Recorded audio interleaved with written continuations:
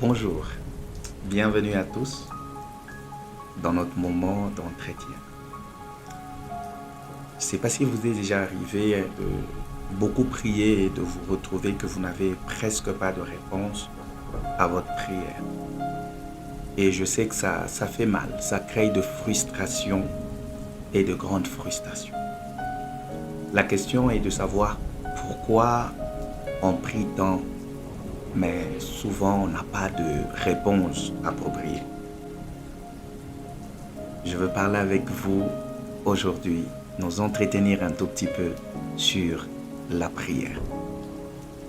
Jean chapitre 5, Jésus nous parle de quelque chose, ou la Bible nous parle de quelque chose de très important. À partir du premier verset, la Bible dit: après cela, il eut une fête juive et Jésus monta à Jérusalem. Or, à Jérusalem, près de la porte de Brebis, il y avait une piscine qui s'appelait en hébreu Bethesda et qui a 5 portiques. Sous ces portiques, un grand nombre de malades étaient couchés, des aveugles, des boiteux, des paralysés. Ils attendaient le mouvement d'eau, car un ange descendait de temps en temps dans la piscine. Un ange descendait de temps en temps dans la piscine et agitait l'eau.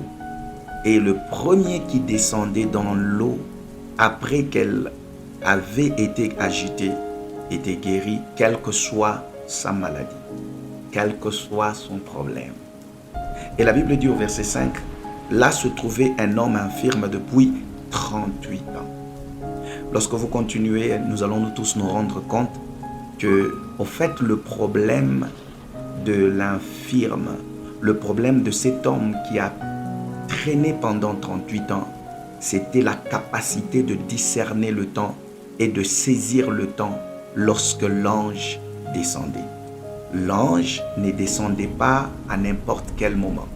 En d'autres mots, il y a des temps bien fixés.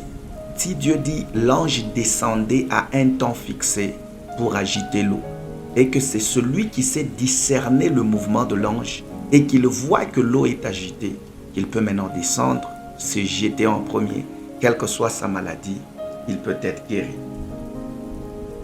La prière. Mais quand il faut prier? Matthieu chapitre 6, Jésus nous parle de quelque chose. Matthieu chapitre 6, le verset 6e, Jésus dit ceci. Mais toi, quand tu pries, je veux que quelqu'un souligne, toi, quand tu pries, on n'a pas dit si tu pries, quand tu pries, un temps, quand tu pries, lié au temps. La plupart d'entre nous, nous avons du mal à discerner le temps, discerner le bon moment de la prière. Dieu est le Dieu de tout temps, mais Dieu ne se manifeste pas à chaque temps. Il y a dans la vie de l'esprit et dans la marche avec Dieu un temps particulier qu'on appelle Kairos. Ce temps, c'est le temps important de ta visitation, c'est le temps de ton exaucement. Voyez-vous, quand vous ne maîtrisez pas ou nous ne maîtrisons pas la notion du temps, il y a possibilité de faire beaucoup de prières, mais aussi de traîner pendant longtemps pour avoir un exaucement.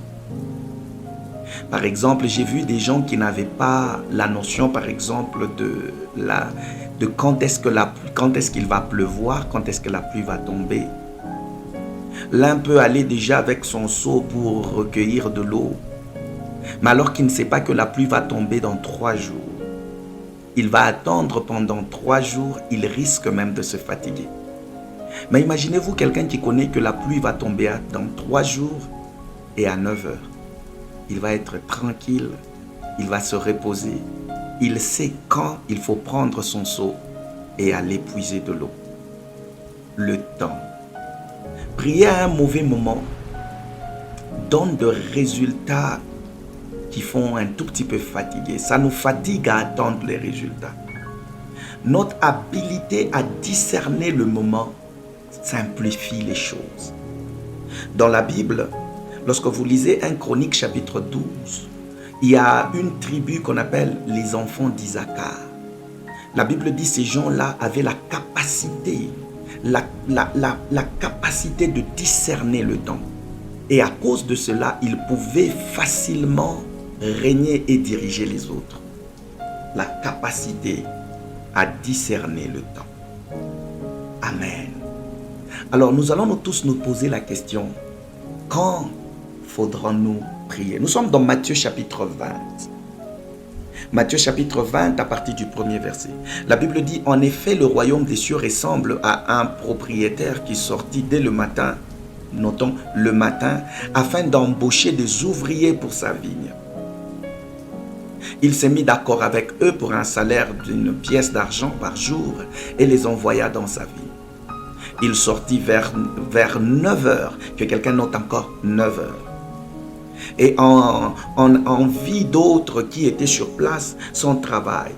Il leur dit, allez aussi dans ma vigne et je vous donnerai, allez aussi dans ma vigne et je vous donnerai ce qui sera juste. Ils y allèrent. Il sortit de nouveau vers midi, que quelqu'un dise midi. Et vers 3 heures, que quelqu'un dise 3 heures de l'après-midi. Et il fit de même. Il sortit enfin vers 5 heures de l'après-midi et trouva d'autres qui étaient là sans travail. Lorsque nous lisons ça, nous allons comprendre que cet homme qui est parti pour embaucher, en fait, il n'est pas parti dans une certaine confusion de temps.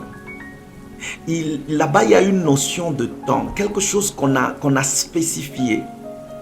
Pour embaucher les gens, c'était d'abord le matin.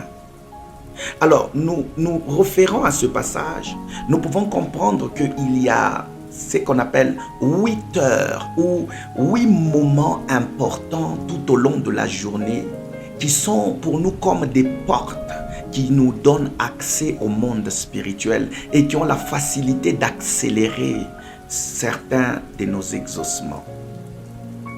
La première heure, selon la parole de Dieu, la première heure, c'est entre 6 heures et 9 heures. On appelle ça heure du matin. Et à chaque heure, il y a une catégorie de prière qu'un enfant de Dieu doit faire. On ne fait pas n'importe quel type de prière à n'importe quelle heure. Oui, sur base de la foi, Dieu peut le faire. Mais Dieu, c'est un Dieu d'ordre, un Dieu de principe. Lorsqu'il le met, il veut que nous puissions appliquer pour voir les résultats. À certains, il dit, il est sorti très tôt le matin. Lorsque vous lisez la Bible dans Marc chapitre 1, le verset 35, la Bible nous présente Jésus comme étant quelqu'un qui sortait très tôt le matin. Il sortait très tôt le matin. Vers les 6 heures, Jésus partait dans un endroit seul pour prier.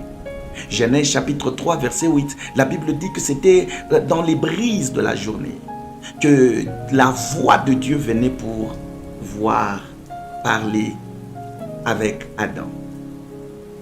Dans ces heures, cette première heure que moi j'appelle première heure comme ça, entre guillemets, 6 heures du matin jusqu'à 9 heures, cette heure-là, c'est l'heure de la communion.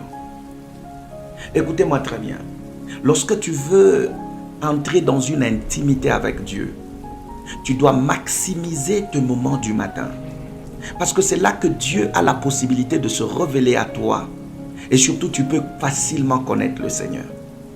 Voyez, la plupart des chrétiens marchent avec un Dieu qu'ils ne connaissent pas. Et la seule explication, c'est que la plupart d'entre nous, nous négligeons facilement les heures du matin. Très tôt le matin, ce sont des heures où 6 heures du matin, c'est l'heure de la communion, où tu prends le temps d'apprécier Dieu, de rester calme, d'enjoy la présence du Seigneur. Et là-bas, Dieu se révèle à toi, Dieu se montre à toi. La deuxième heure, parce que la première heure te permet de devenir comme Dieu. Plus tu passes du temps dans la présence de Dieu, plus tu deviens comme lui. La deuxième heure, qui est la deuxième porte, c'est entre 9 heures et 12 heures.